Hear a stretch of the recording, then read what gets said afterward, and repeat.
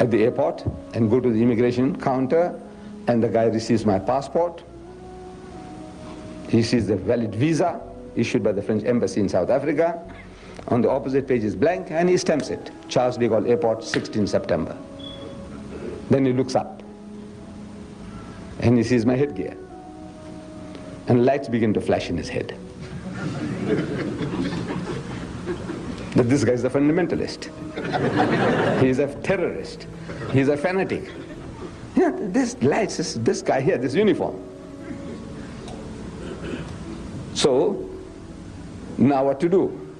He doesn't look like the normal types of guys that come along. The Algerians, the Moroccans, clean-shaven, bareheaded. Same thing happens here. JF Kennedy Airport. As soon as I arrived, same process. Passport, visa is there, valid visa. So he stamps it, and he looks up. Me, my son, and my grandson, we all have a headgear. So he wants to know. So what is this for? He's not trying to be funny. He wants to know, what is this for? I said, no, this is my identity. I'm a Muslim. He said, what is a Muslim? No, wallah, he's not trying to be funny. You think the guy is trying to be funny? No. He's sincerely wanting to know, what is a Muslim? I said, we are 1,000 million Muslims in the world. We follow the religion of Islam. He said, doesn't know anything about that. An American officer of the American government, educated man, he knows nothing about Islam and about the Muslims. This now attracts him. He says, what is this? Why you got this? Is this the uniform of a terrorist, or of a fanatic, or a fundamentalist, or what? What are you? What do you stand for? We know the Jews, they have some little caps at the back. Little. But this thing here is something unusual. It's much bigger, and it covers your whole head. Everybody's whole head is covered. Then something clicks and says, Muslims, you people don't eat the pig. I said, no, we don't eat the pig. So I said, why? Look, he's a busy man. But look, he's hungry, he wants to know. Why? I'm thinking tens of thousands of Pakistanis have went through him, he went through them.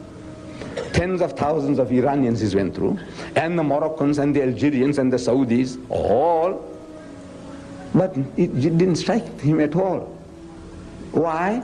Because all these tens of thousands that come into America, you have no identity. You have no identity. This guy, I'm getting into trouble because of my identity. It's a blessing. Well, this to me, it was also a blessing. What happened there? So, what I'm suggesting to my brothers, that we want to have an Islamic state.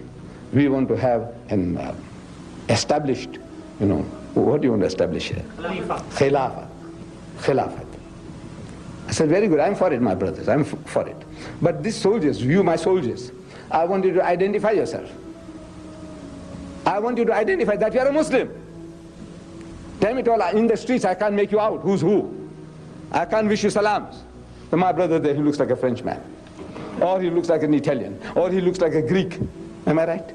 Or a Spanish, you pass for anything. Yes, you. No, you pass for anything, I said, look like a Greek, you look like an Italian, you look like anything, you can pass. Like a Jew, there's nothing except the Jews also look like straight nose now, no more those poly noses, they're all mixed up with. So then you can, the guy just right, he stamps here, passport. You count for nothing. As soon as you have an identity, the person is interested in you. What do you stand for? Your uniform. This is your uniform. My uniform.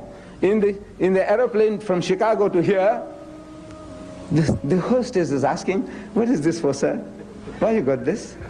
He said, no, we are Muslims. This is our identity. Look, they're asking us. Genuinely, they want to know. But you don't want to be recognized. And you want to establish as Khilafah. You, my soldiers, you want to establish Khilafah. When you are terrified to own up that you are a Muslim and you want to have a Khilafah. What are you talking about? Hypocrites. Learn to identify yourself, man. And opportunities, wallah, is creating opportunities You, my brothers, you want your wives and daughters and sisters to have the hijab. Huh? Yes. Everybody must have hijab. And you don't want to be identified even as a Muslim. Nobody is telling you to have moon and star, tattooed on your forehead. Nobody is telling you that. But something simple, man, ordinary. The most harmless thing. And this identity gives you power. It will give you power, wallah. Everybody. We are 800,000, I'm told, in New York, Muslims. So they say, if you only identify yourself, you'll appear like 8 million. Do you know that? In the streets, in Manhattan, in Brooklyn, wherever they see white cap, white cap, white cap, say, there's an invasion taking place. How does the American government allow these people to come in? So many. Huh? Look at them. The Afro-American, the Iranian, the Saudi, everybody, Pakistani, everybody has got something on. Identity. It terrifies the enemy and it boosts your morale. We didn't know we are so many Muslims here. But no, you won't do it. I know. You inflict it on your wives and daughters. Hijab. MashaAllah. I'm for it, my dear brothers. I'm for it. But what are you ashamed of? I want to know. Why are you ashamed to identify yourself? You want your wives and daughters to get bashing? Nobody's bashing them.